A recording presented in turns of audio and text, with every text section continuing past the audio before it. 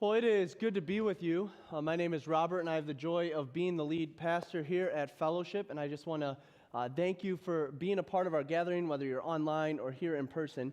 There's these black Bibles out in the chairs around you. And if you want to grab one of those out and open to Mark chapter 5, and we're going to be in verse 21 and completing the chapter. If you just want to put your finger there. If you don't have a Bible, this is yours. It's a gift to you. Or if you know someone who could use a Bible, take that Bible and give it to them. We love replacing the Bibles in the chairs. It is always a joy. Today's message, I titled it, Faith in Desperation, Encountering the Transformative Power of Jesus. And one of the little, maybe background info is sometimes maybe you don't know the process that goes into working on a message. Usually I'm trying to start messages months in advance, and there's kind of a whole way that I go about planning when they're going to be and that kind of thing. And then you get to the week of putting it all together for your message, and some weeks they're like super easy, and some weeks are super hard. This was one of those weeks that was just like, my goodness. Number one, I'm thinking, well, is it because I got this sinus infection thing at the beginning of the week, and I blame the guy who kissed me at the Lions game on that? On the cheek, all right? It was a very interesting experience. A lot of emotion going on. Or was it the fact that I cracked open my head on my TV in my office? Or, as my wife put it, is it because you're talking about a little girl who died and a woman who's been bleeding for 12 years? It's all of them, probably. Or is it because we're talking about faith? And faith is a big topic. We all have faith in something. I think of this city and the excitement around the Lions right now. Why is there excitement? There's excitement because for years we have put faith in a team that has done nothing but what? Disappoint us. And finally, for the first time, we actually got something that we thought we might have year after year. And how many other things are like that in this world? We put our faith in relationships. We put our faith in finances. We put our faith in our own knowledge or ability. But there are times in our life where we learn our faith in those things is meaningless, it's chasing after the wind, it's pointless, it's not fulfilling. There's only one true source that we can put our faith in that will fulfill us, enrich us, and allow our lives to truly be the full potential that they've been intended to be, and that is faith in Christ. But who doesn't want us to have that faith in Christ? Satan and his adversaries, right? And so when we talk about faith, I think there are a lot of things that come at odds with one another because we are talking about a topic that matters more than any other topic in our lives. But I would argue that sometimes we don't spend enough time focusing on it, thinking about it, or making it the center of our lives. I reached out to one of my mentors because I said, I'm struggling this week. I'm struggling through my message. I'm struggling through just exhaustion. I'm struggling through just trying to figure things out. I'm struggling through cracking my head open. Like, I'm just struggling. And you know what he said to me? He said, have you paused to worship God first? Have you actually made the time to just sit before God and just worship Him, the source of your faith, the one that faith comes in? Because all the other things, they're not going to figure themselves out on their own. You have to abide or rest in the one who has given you everything. And it hit me, man. And then I looked at the topic of today's message, and I looked at what we're going to see, and they are stories of faith that inspired me, and I pray inspire you. There was an American missionary who was in Africa, and he wanted to translate in English the word faith to the local dialect. Now you understand that in Africa there's a lot of different dialects and languages, and so you have to get to know a local tribe member who can help you with that. And so he goes to a local tribe member who happens to be a believer of Jesus, a follower of him.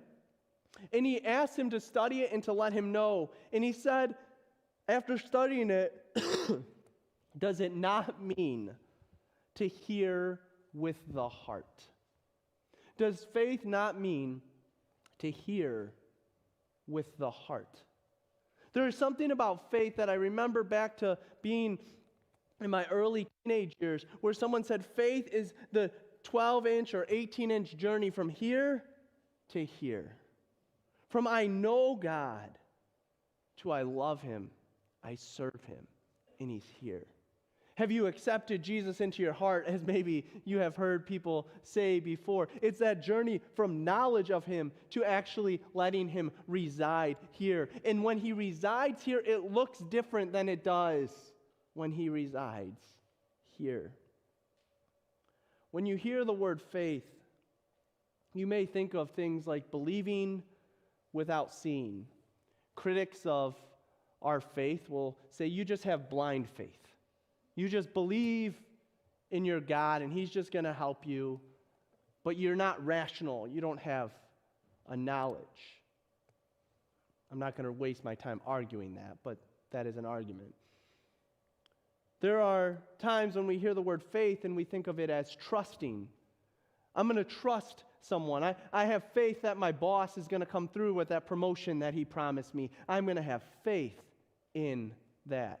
I'm going to have faith that my kids are going to walk home from school on time. I'm going to trust. I'm going to have faith in that.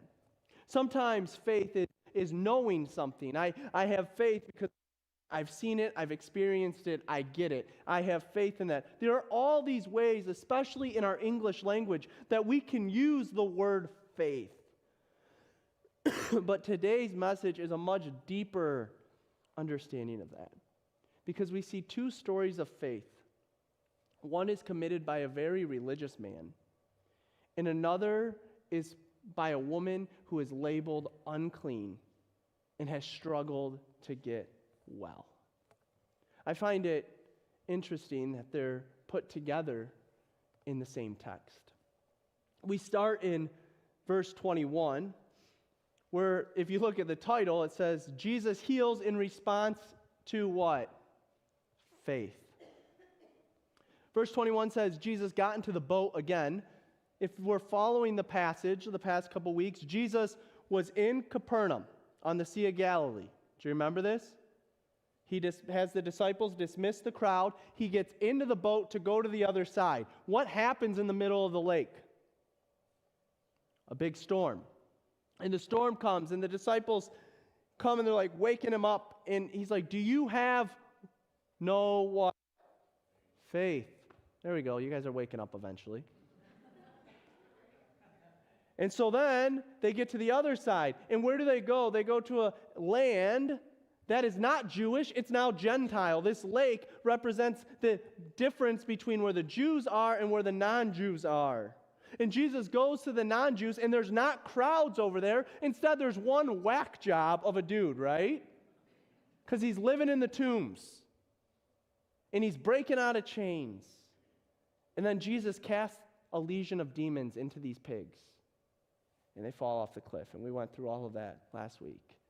And so now our text tells us that he gets back in the boat again. Do you see the journey that Mark has taken us with this lake? And it's representing Jesus on this mission for both the Jew and the Gentile. It's representing Jesus on this mission to show people what faith looks like. He gets into the boat again and went back to the other side of the lake, where a large crowd gathered around him on the shore.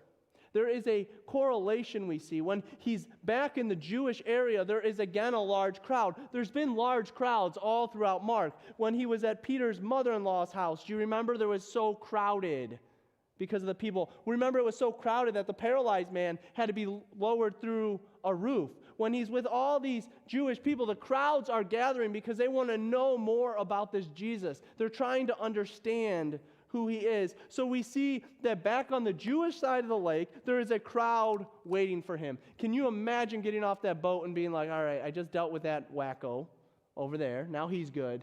Let's get on the boat, and all of a sudden people are here. I don't know about you. I don't like crowds. Crowds, even though I can see above most of them, are annoying because you just kind of got to like walk through them like this, or you got to push your way through, and crowds aren't fun. But Jesus gets back, and he gets to the crowd, and he's mobbed by them. And then this man comes up, verse 22, a leader of a local synagogue, whose name was Jairus, arrived. When he saw Jesus, he fell at his feet. There is something intriguing about this. There is a man who is a leader of a local synagogue who now comes to Jesus and falls at his feet. When we see this word leader here in the passage, leader can mean a lot of different things. And this is, without getting too into it, why I love understanding the original language of the New Testament. Because in Greek, one word, it's very specific. In English, leader, we just use the word leader. We don't have a million different words for leader. But here, there are 4 different ways we could use the word leader. The word here is the word for ruler of the synagogue. You could also have the word archon, which is just ruler. You could have the word for an attendant. You could have the word for a scribe. Or you could have the word for an elder.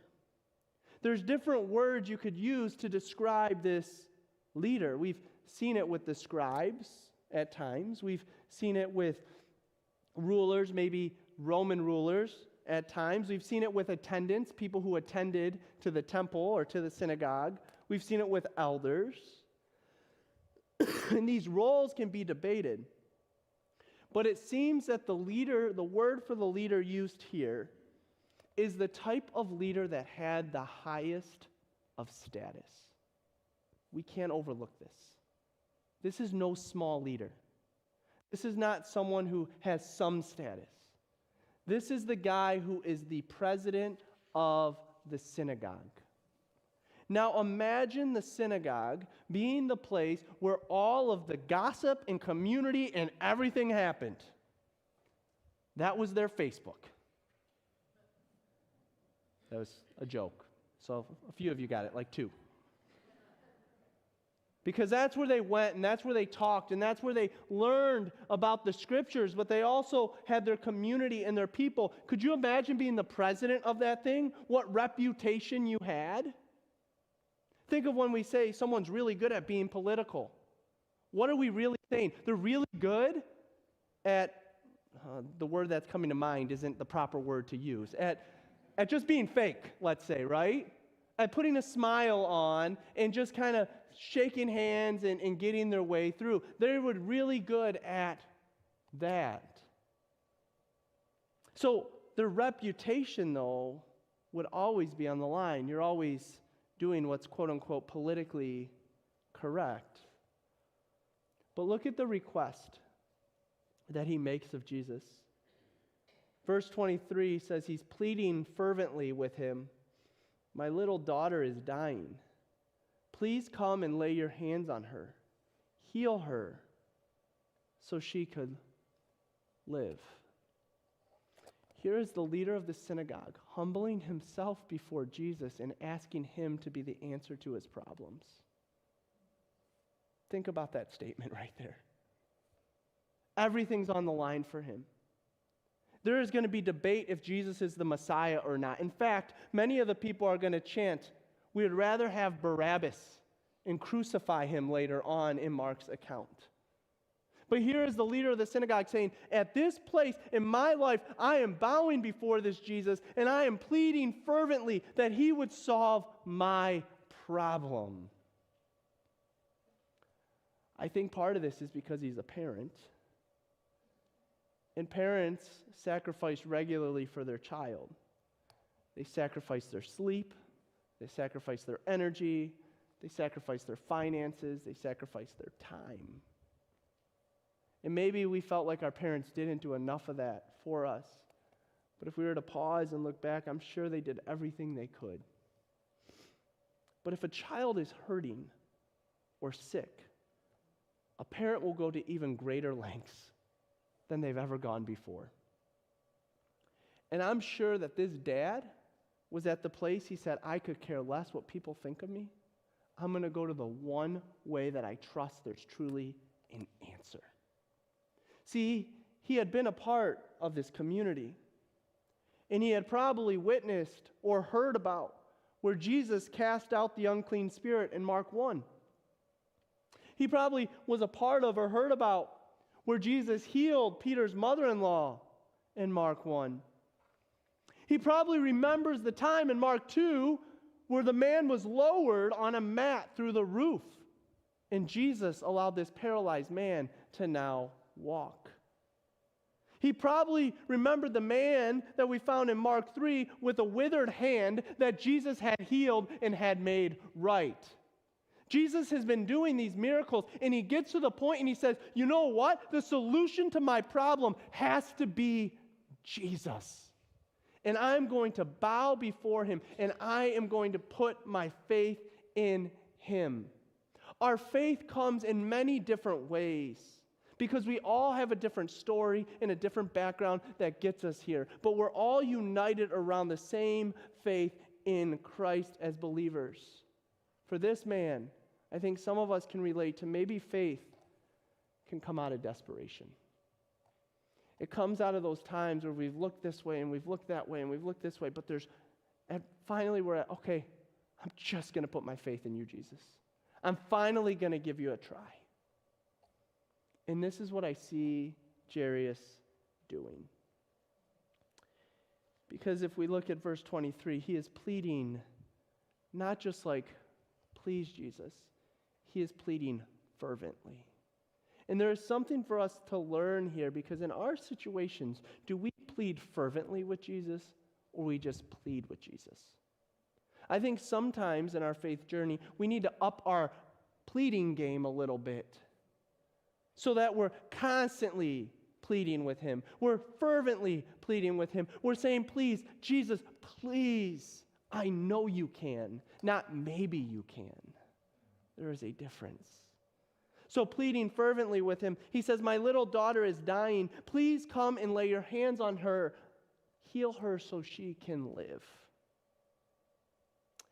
And then we see Jesus goes on with Jairus. Jesus went with him. I love this. Jesus' response isn't, you are crazy, dude. No. It's no, let me come with you. But I see it in a way that with the crowds and everything, with Jesus' ministry, there never seems to be this urgency that us Americans live with.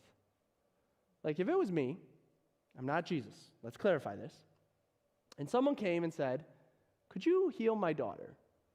But I had the ability and power of Jesus, right? But yet in my own mind, are you with me? I would bust through this crowd, I would go out the door and I'd get there as fast as possible, and I'd say, let's make this happen. I don't see that with Jesus. In fact, he just goes along with him, and all the people followed him, crowding him. Crowding him. He's walking like this to the girl who's dying. There is no lights and sirens. There is no breaking through the crowd. He's just going at the pace that the crowd allows him to go. And a woman in the crowd had suffered for 12 years with constant bleeding. She had suffered a great deal from many doctors, and over the years she had spent everything she had to pay them. But she had gotten no better. In fact, she had gotten worse. Some of you may know this all too well.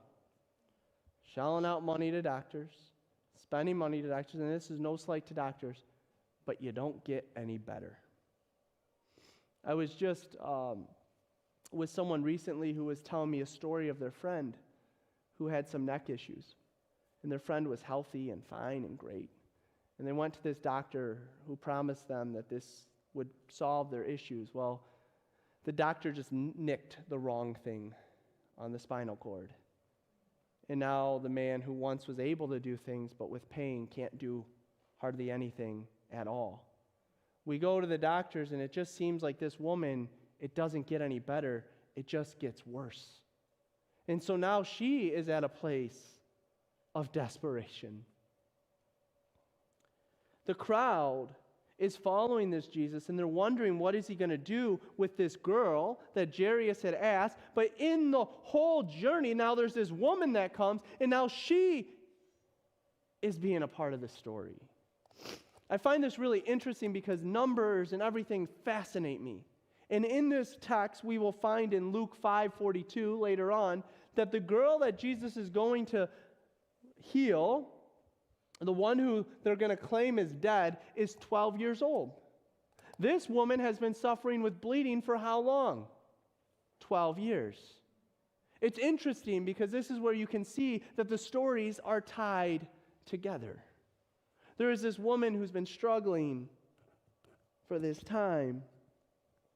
And having heard of this Jesus, she put her faith in him. Look at what verse 27 says. She had heard about Jesus.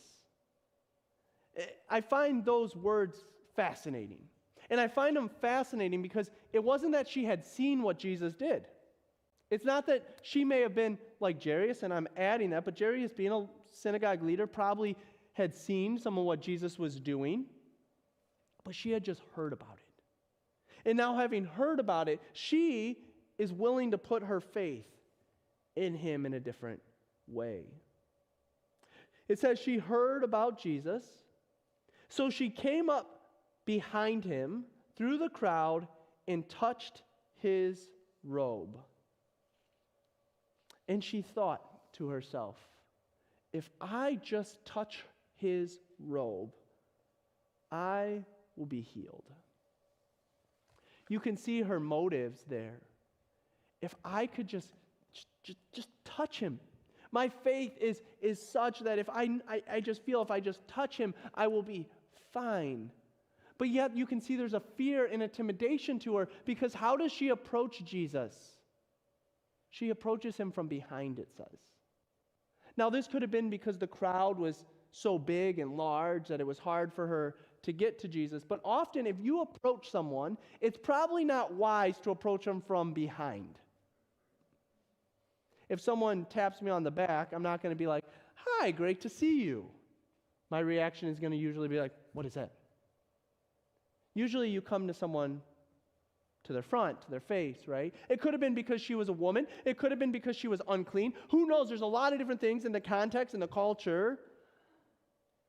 But what I see here is that she approaches Jesus from behind in some way because something was contributing to her feeling as if she may not be enough for Jesus, but yet she had faith that Jesus would be enough for her problem.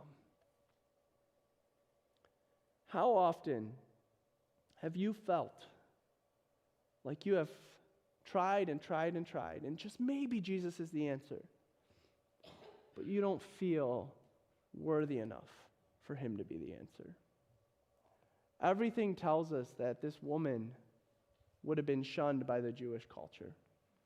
One, scriptures are very clear that she was ritualistically unclean because she was bleeding. I'm sorry, women, that is just ridiculous. I understand, I get it.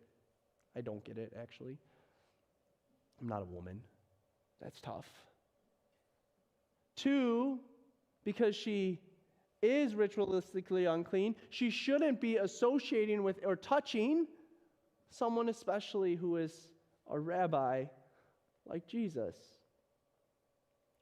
But what I find interesting is none of that matters to Jesus with his response. Because faith alone gives us access to the power of Jesus. It is in that faith and faith alone that we can now access the power of Jesus. Look at what happens next. Verse 29 says, immediately, so she touches him, and immediately the bleeding stopped, and she could feel in her body that she had been healed of her terrible condition. Like that. Jesus realized at once that healing power had gone out from him. So he turned around to the crowd and asked, "Who touched my robe?" Here Jesus is now going to use a teaching moment in the middle of his journey to go heal a 12-year-old who they're saying is dying. I find this story fascinating because the story of Jairus' daughter focus on the relationship between power and faith. Why is Jairus coming to Jesus? Because his daughter is dying, and he believes that Jesus has the power to heal her. Why is this woman coming to Jesus? Because she is bleeding, and no one has had an answer, but she believes Jesus has the power to heal her. And it's here that we can see belief gives people access to Jesus' life-giving power, but unbelief blocks it. So often we want the power of Jesus, but we don't want to put our faith in him. Well, we don't have any access to him then. It takes our faith to be able to access that power. If we are living a life of unbelief and we're trying to question or doubt or not put our full faith in him, guess what? We're blocking the ability for him to interact in our life in the way that we're desiring. This passage shows in both cases that faith is what enables both this woman and Jairus' daughter to experience the power of Jesus. We also see that these experiences of faith is an intimate encounter with Jesus. Verse 30 tells us that Jesus realized that once the healing power had gone out from him. So he turned around and asked, "Who touched me?" It's not like Jesus was unaware of this. It's not like he didn't know this had happened. Maybe he didn't see her because she came from behind, but he still felt it and experienced it. In fact, to the point he says, "Who touched my robe?" And why is it crazy that Jesus knew? Because look at what verse 31 says. His disciples said to him, "Look at this crowd pressing around you. How can you ask who touched me?" Back to when you're in a crowd. You are touched by a ton of people. That's why they're annoying. And they're all going in different directions. And they all go the wrong way. Anyways. And so his disciples are like, "Look at, you're in this crowd. How can you ask, who touched me?" Because you know what? Jesus knows. It's why he takes his disciples at one point and he looks at the lady who's giving 2 coins and she says, "Look, she's giving everything that she has." Over and over we see Jesus knows us so intimately, yet we sometimes overlook that. He knows every detail about us. He knows every detail about our lives, and he knows our struggles before we even tell him our struggles. So I often wonder, what are we holding back on? Jesus knew that something happened. Some were there to witness what Jesus was going to do. What was he going to do for Jairus' daughter? Others, like this woman, were there to experience Jesus. What can he do? Can he do the impossible for me? Well, we know that this woman, she was afraid to come forward. Look at what it says next after Jesus asked, "Who touched me?" But he kept on looking around to see who had done it. I'm reminded of God in the garden where Adam and Eve are hiding and trembling. And God's just walking around like, "Where are you?" As if he doesn't know. So we see that here. "Who touched me?" And he keeps on looking. Then the frightened woman, trembling at the realization of what had happened to her, came and fell to her knees in front of him and told him what she had done. And he said to her, "You horrible, horrible person. How dare you approach me from behind? How dare you touch my robe? How dare you do that? You were unclean, in fact. Get away from me." No, does he say any of that? He says, "Daughter." He calls her daughter. The simple naming of her as daughter should just be a wow enough. Imagine what she had been through. 12 years of exile, 12 years of being turned away, 12 years of saying, you're not good enough for our culture or our society. You're not welcome here. And here is Jesus calling her daughter. One of the most powerful things in our lives and in our faith journey is when we realize that we are sons and daughters of the King. It is so transformative. And here we see Jesus call her daughter. And then it goes on. Your faith has made you well. It wasn't that you just touched me just right. It wasn't that you just came and did the right things. It was what? Your faith. It is your faith that has made you well.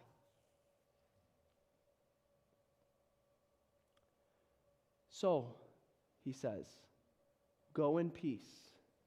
Your suffering is over.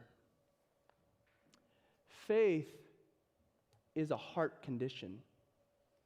It's not a ritualistic condition. Think about this woman. She didn't ask Jesus for permission. She knew she was unclean, yet she touched him anyway. She even approached him from behind, which is untraditional. But does Jesus once point out her ceremonial conditions? No. He points to her heart and to her faith. Daughter, your faith has made you well. I find, especially in the church world, that faith built on ceremonial traditions can be very dangerous. There is a lot of positive things to tradition. Tradition actually connects us to history, to those who have come before us in the faith. But tradition cannot become our faith. And when that happens, it is a very dangerous thing. I remember being in college, and I was made an acolyte at this more traditional chapel on campus. And as God was working through me, I would actually go and do these acolyte duties, and then I would go to a different church after. And I'll never forget serving communion, and after we were done, being told that I had to dispose of the communion in a very specific way. It was at that point that I was starting to wonder, why? And I was told that if I didn't do it in this specific way, that I was disappointing God and that I was letting him down. How many times has our faith been based on man-made rules and traditions? That's what they're battling here. Man-made rules and traditions to some of them. And yet Jesus is just worried about their heart condition. The heart of Jesus in this passage is so captivating to me because we see compassion and understanding. He didn't shun the woman, but instead encouraged her and called her his daughter. But meanwhile, Jairus' daughter had to still be attended to. And this is where our final lesson of faith comes in. That faith gives us hope amidst hopelessness. Verse 35 continues. While he was still speaking to her, so he's speaking to this woman, messengers arrived from the home of Jairus. You can even see the status of Jairus, right? He has messengers. And the leader of the synagogue, and they told him, your daughter is dead. Could you imagine hearing those words? Some of you have had to hear those words. And you know what those words are like. They are impossible to even explain. And here he hears those words from these messengers. And this is what they say. There's no use troubling the teacher now. Does it get more hopeless than this? I don't think so. There is no use in bothering him anymore. She's gone. But Jesus overheard them, and he said to Jairus, "Don't be afraid, just have faith." If you want a passage to highlight in your Bible, that is one right there. If there are words of Christ that you want to speak over your life, these are words to speak over your life. In what situation are you feeling absolutely hopeless? Are you feeling that there is no way out? It's then that we need these words of Jesus. Don't be afraid. Just have faith. In other words, I've got you. Those are words to cling to in some of life's darkest moments. Because what does he say to not be? He says, don't be afraid. Why? Because fear is the enemy of faith. Over and over, fear causes us to question or not really have all in faith. It is fear of letdown, fear of disappointment, fear of feeling like we're going to be just disappointed over and over again. Look at anything we put our faith in this world. There's always that like, well, I hope I'm not disappointed. I hope the Packers really don't win because I really don't want to lose to them in the NFC Championship. And then we put that into our faith in Jesus and we say, I don't really want to pray that bold prayer because I don't want to be let down like that. I don't want to be disappointed like that. But he says, do not fear, have faith. If we let fear get in the way of our faith, it blocks Jesus' ability to do what he wants to do. We can be so crippled with fear that we're blinded by the power of faith. And so, what struggles seem impossible to you? Maybe it's struggles at home, struggles with others, struggles with your own self. Listen to his words. Don't be afraid, just have faith. Some think this is ridiculous. I've heard this argument time and time again. You're crazy, Pastor. That's just blind faith. You're delusional. God really couldn't save you from this. But look at what happens. Jesus stopped the crowd and wouldn't let anyone go with him except Peter, James, and John, the brother of James. When they came to the home of the synagogue leader, Jesus saw how much commotion had in weeping and wailing. Can you imagine? He walks to this scene and people are yelling, weeping, wailing, crying. And he went inside and he asked, why all this commotion and weeping? The child isn't dead. She's only asleep. Now, this would be a Jewish understanding of death because of the idea, maybe you've heard of like deep sleep or sleep, eternal sleep, these kind of things. And really, this is kind of our understanding from Daniel chapter 12, verse 2. So Jesus seems to be pulling out some of the Jewish understanding and imagery of death as sleep. If the girl was in a coma or she was actually asleep, her breathing would have likely been detectable, would it have not? They would have known she had a pulse. But they are saying she is dead, which means what? She's dead. And Jesus is saying she's asleep because he's really pulling out this imagery that they understood from Daniel or from their understanding of the scriptures. But Jesus doesn't let what happens next deter him. The crowd, they laughed at him. I find that interesting that that's included as a sentence. Jesus walks in, he says, she's not sleeping, what's the big deal? She's just sleeping, what's the big deal? And they're like, we'll show you. But he made them all leave. And he took the girl's father and mother and the 3 disciples into the room where the girl was lying. Holding her hand, he said to her, Talitha cum, which is Arabic,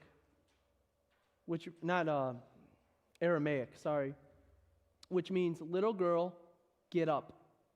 And the girl, who was 12 years old, immediately stood up and walked around. They were overwhelmed and totally amazed. I couldn't imagine penning their reaction, because overwhelmed and totally amazed don't truly probably captivate what had happened. And Jesus gave them the strict orders not to tell anyone what had happened. And then he told them to give her something to eat. A couple things. One, well, she might want some food now. That's always interesting. But the other part is, why would he tell them not to tell anyone? Well, Jesus' request, the reason he only took 3 disciples, the reason it was more private, I believe, is because Jesus knew the mission he was on. And if word began to spread too quickly, they would execute him then on the spot. And he wouldn't have had the ability to have finished the mission in the trip to the cross in Jerusalem. And he knew he had a greater work to still do. But yet, he still granted Jairus' request. I say this because in our situations, we have to understand the will and the direction of God. If I was his disciple, I would have been sitting there, no, put it on a billboard, Jesus. Don't you want more people to follow you? But Jesus always knows best. And he knows what the plan is. And this is where I'd conclude. Whatever your circumstance, God always has a greater plan than we may realize. Often we want everything right now. And our fear is buckled because we're scared I'm not going to get what I want right in this moment. I'm fearful that he's not going to answer my prayer right this second. I'm fearful that I might have to suffer longer. But the reality is we have to understand that God has a greater plan than our plan. His ways are greater than our ways. His thoughts are greater than our thoughts. But that shouldn't deter us from putting our faith in him no matter what our circumstance is. And so I'll conclude with these words. Whatever circumstance you find yourself in, may you be filled with the peace that he said to the woman who he called daughter. And would you place your faith in him as Jairus had done, no matter what?